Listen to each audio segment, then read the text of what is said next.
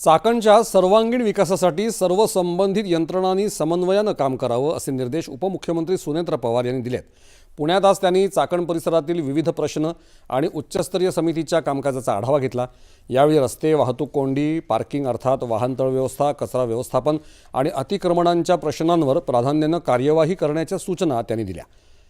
रस्त्यांवरचे खड्डे 31 ऑगस्टपर्यंत बुजवण्याचे निर्देश देण्यात आले आहेत। अतिक्रमणांवर कठोर कारवाई करण्यासोबतच पार्किंगची योग्य व्यवस्था करण्यावरही भर देण्यात येणार आहे।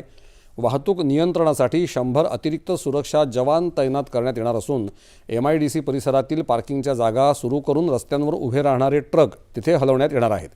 कचरा व्यवस्थापनासाठी 19 गावं आणि MIDC क्षेत्रासाठी कचरा प्रक्रिया प्रकल्प उभारण्यात येत आहे। चाकणमधील समस्यांवर कायमस्वरूपी तोडगा काढण्यासाठी संबंधित विभागांनी वेगानं आणि समन्वयानं काम करावं असं सुनेत्र पवार यांनी स्पष्ट केलं आहे।